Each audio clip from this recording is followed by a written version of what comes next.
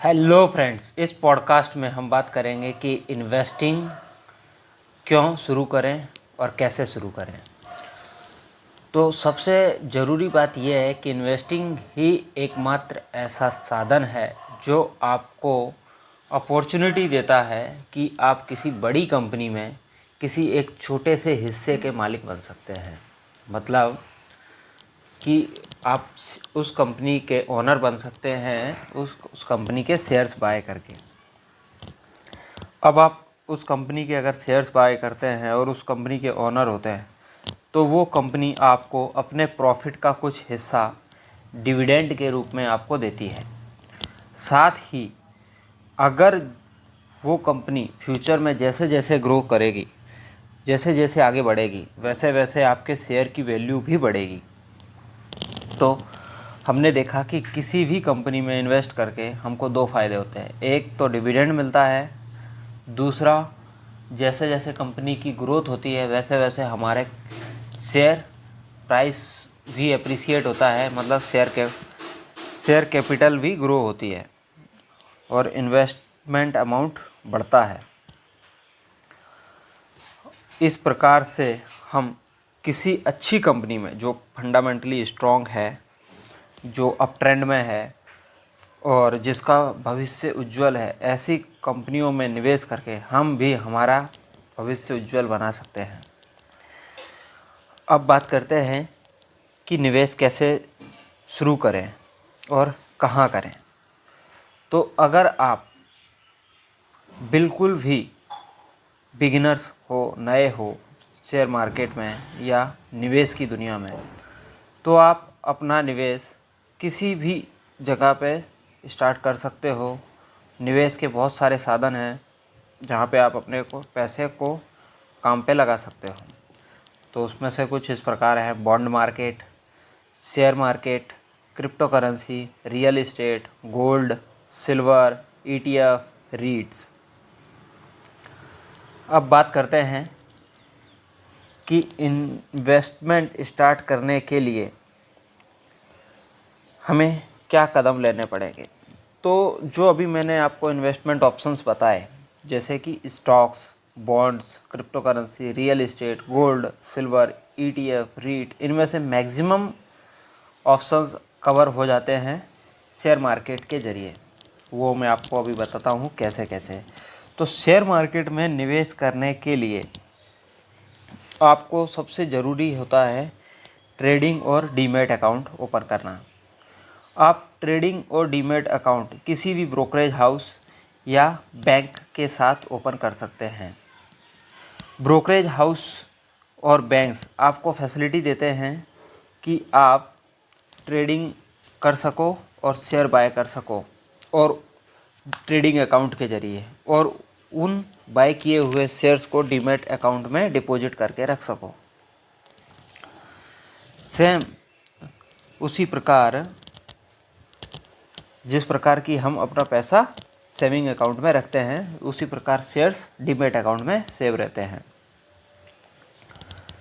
Brokerage house भी दो प्रकार के होते हैं। कुछ फुल टाइम ब्रोकर्स होते हैं, कुछ डिस्काउंट ब्रोकर्स होते हैं। और बैंक्स भी आपको अपॉर्चुनिटी देती हैं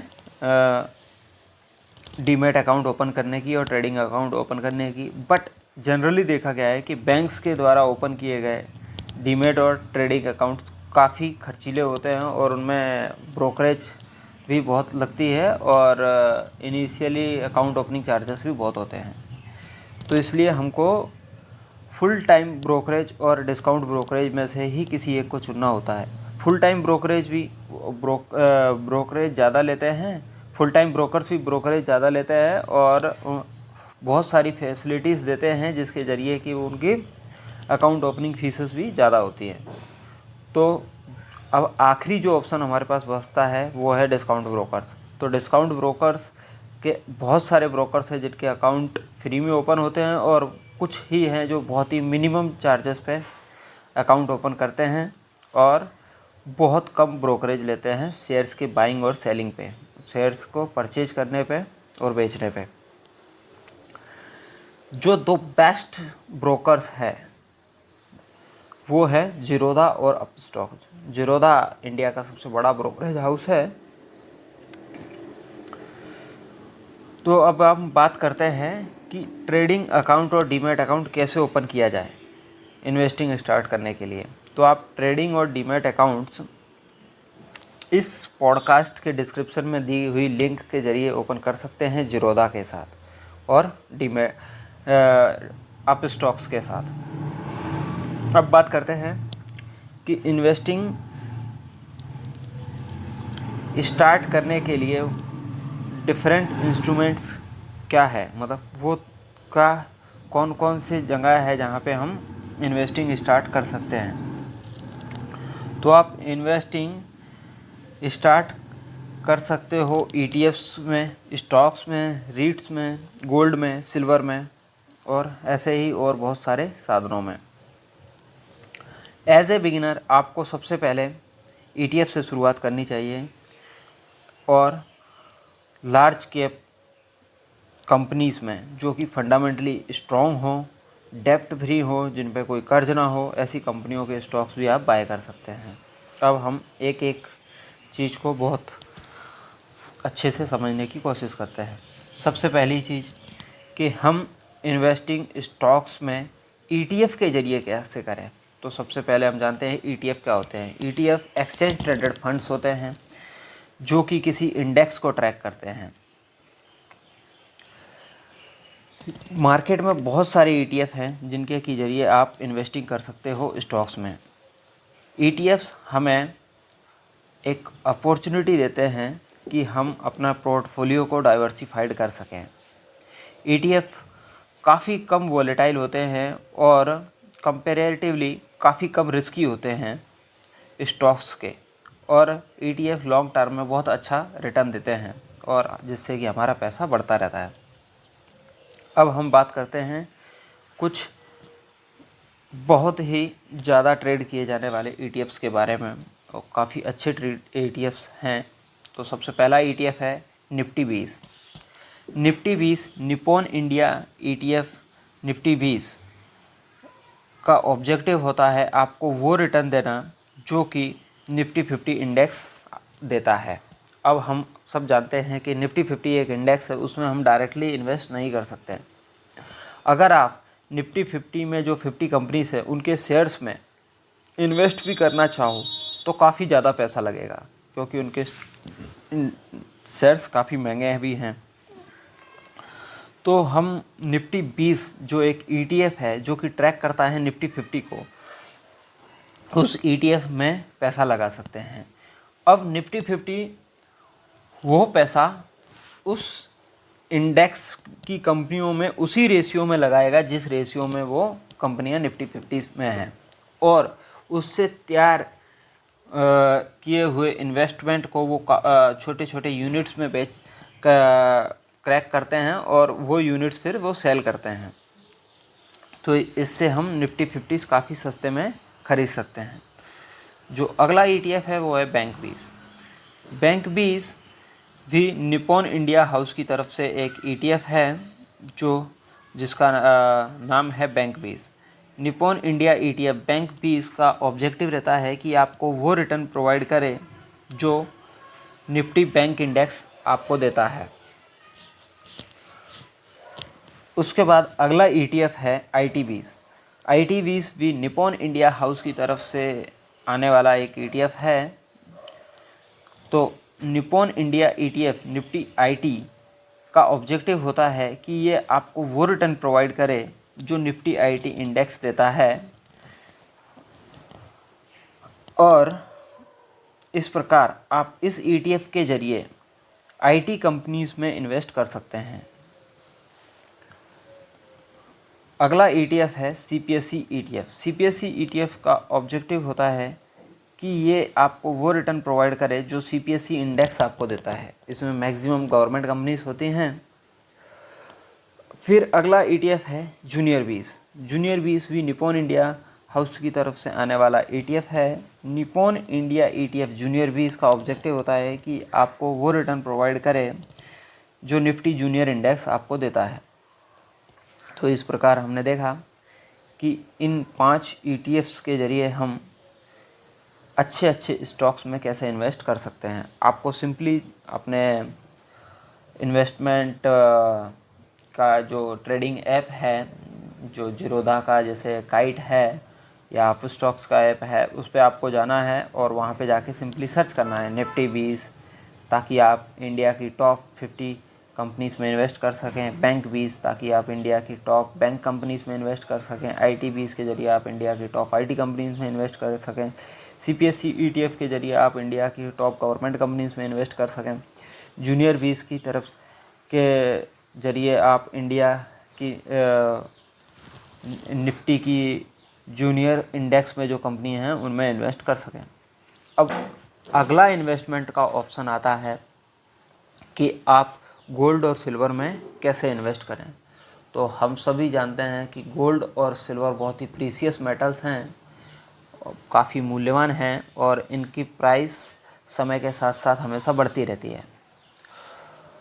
तो आज हम बात करेंगे कि गोल्ड और सिल्वर में कैसे निवेश करें। तो गोल्ड और सिल्वर में भी आप ETF के ज़रिए निवेश कर सकते हैं। तो गोल्ड के लिए ETF है गोल्ड 20 और सिल्वर के लिए ETF है सिल्वर 20। गोल्ड का जो ETF है वो भी निप्पॉन इंडिया हाउस की तरफ से है, निप्पॉन इंडिया ETF गोल्ड 20।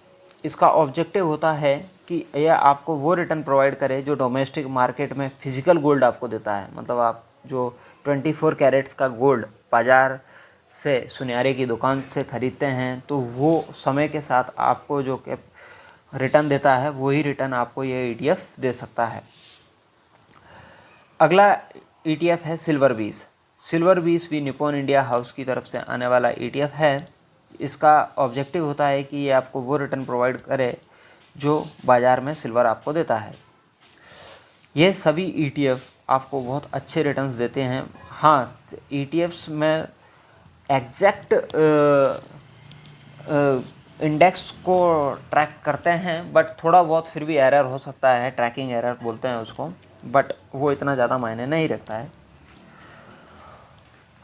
कभी कभी तो हमने देखा है कि ETF इंडेक्स से भी बेहतर परफॉर्म करते हैं, बट फिर भी वो प्लस माइनस हो सकता है ट्रैकिंग एरर की वजह से। इन्वेस्टिंग, अभी बहुत सारे लोग इंटरेस्टेड होते हैं कि वो US की कंपनियों में कैसे इन्वेस्ट करें, जैसे कि फेसबुक है, माइक्रोसॉफ्ट है, गूगल है, एप्पल है, एनवीडिया है। इन सब कंपनीज में कैसे इन्वेस्ट करें, तो उसके लिए भी इंडिया में कुछ ETFs हैं जो आपको अपॉर्चुनिटी देते हैं US की कंपनीज में इन्वेस्ट करने की। तो ऐसे ही कुछ ETFs के बारे में आज हम डिस्कस करेंगे। तो सबसे पहला ETF है MON100। MON100 Motilal Oswal house की तरफ से आने वाला ETF है और इस ETF का पूरा नाम है Motilal Oswal most shares Nasdaq 100 ETF। इस ETF का ऑब्जेक्टिव है आपको वो रिटर्न प्रोवाइड करना जो नैस्डैक 100 इंडेक्स आपको देता है, सब्जेक्ट टू ट्रैकिंग एरर्स। मतलब थोड़ा बहुत इसमें ट्रैकिंग एरर हो सकता है। अगला ETF है MAFANG, MAFANG, MAFANG. MAFANG Mirae asset house की तरफ से है और Mirae asset NYSE MAFANG plus ETFs का ऑब्जेक्टिव होता है कि ये आपको वो रिटर्न प्रोवाइड करे जो न्यूयॉर्क एक्सचेंज का FANG प्लस ट्राई इंडेक्स आपको देता है। अगला ऑप्शन है कि आप अगर रियल एस्टेट में इंटरेस्टेड हैं तो रियल एस्टेट में इन्वेस्ट कैसे करें। तो रियल एस्टेट में इन्वेस्ट करने के दो ऑप्शन होते हैं कि अगर आप प्रॉपर्टी बाय कीजिए बाज़ार से, बट उसके लिए हम सब जानते हैं कि हमको बहुत बड़ा अमाउंट चाहिए डाउन पेमेंट देने के लिए, और उसके बाद फिर बैंक से कर्ज लेना है जिसकी रेगुलर EMI भरना है, वो अलग। और अगर आप बहुत बड़ा अमाउंट डाउन पेमेंट के रूप में देने से और कर्ज लेने से बचना चाहते हैं तो आप रियल एस्टेट में इन्वेस्ट कर सकते हैं रीट्स की तरफ से। तो रीट्स एक ऐसा इंस्ट्रूमेंट है जो आपको रियल इस्टेट में इन्वेस्ट करने का ऑप्शन देता है। तो इंडिया में करंटली अभी 3 रीट्स हैं जो कि आपको अपॉर्चुनिटी देती हैं रियल इस्टेट में इन्वेस्ट करने की, जो कि इस प्रकार है: बायरेट RR, embassy RR, Mindspace RR। RR का यहाँ पे मतलब है रियल इस्टेट रीट। तो बायरेट Brookfield India real estate trust own करता है कुछ कमर्शियल प्रॉपर्टीज़ और इन्हें ऑपरेट भी करता है। ये प्रॉपर्टीज़ मेनली मुंबई, गुड़गांव, नोएडा और कोलकाता में हैं, और वहाँ से जो आप इनको टाइम टाइम पे इनको जो किराया मिलता है, वो किराया ये डिविडेंड के रूप में अपने इन्वेस्टर्स को देते हैं। और उसके साथ साथ जैसे जैसे प्रॉपर्टीज़ की वैल्यू एप्रिसिएट होती है, वो प्रॉपर्टी समय के साथ साथ महंगी होती जाती हैं, वैसे वैसे ये रीट भी महंगा होता जाता है। इस प्रकार आप डिविडेंड और कैपिटल एप्रिसिएशन ले सकते हैं इस रियल इस्टेट इंस्ट्रूमेंट के ज़रिए। अगला ऑप्शन है एम्बेसी RR। एम्बेसी के बहुत सारे ऑफिस पार्क्स हैं, जो कि बहुत सारी कमर्शियल बिल्डिंग्स भी हैं, ऑफिसेस की बिल्डिंग्स भी हैं, और ये काफ़ी फेमस सिटीज़ में है, और इनमें बहुत सारे प्राइम लोकेशंस पे भी इनके ऑफिसेस हैं, तो वहाँ से इन्हें काफ़ी अच्छा मुनाफा आता है। अगली रीट है Mindspace RR। Mindspace business parks रीट्स India based एक रियल इस्टेट इन्वेस्टमेंट इंस्ट्रूमेंट है, और ये कंपनी बहुत सारे ऑफिस ऑन करती है इंडिया में, जहाँ से इन्हें किराया मिलता है और प्रॉपर्टी के रेट भी एप्रिसिएट्स होते रहते हैं। तो आप इस प्रकार इन 3 रीट में भी इन्वेस्ट कर सकते हो, जो कि मैं दोबारा रिपीट करता हूँ: बायरेट RR, embassy RR, Mindspace RR। आप इनको सेम इसी नाम से अगर सर्च करते हैं ज़ीरोधा पे, तो आपको ये रीट्स मिल जाएंगे, तो वहाँ से आप इनमें इन्वेस्ट कर सकते हो। अगला ऑप्शन है इन्वेस्टिंग इन स्टॉक्स डायरेक्टली।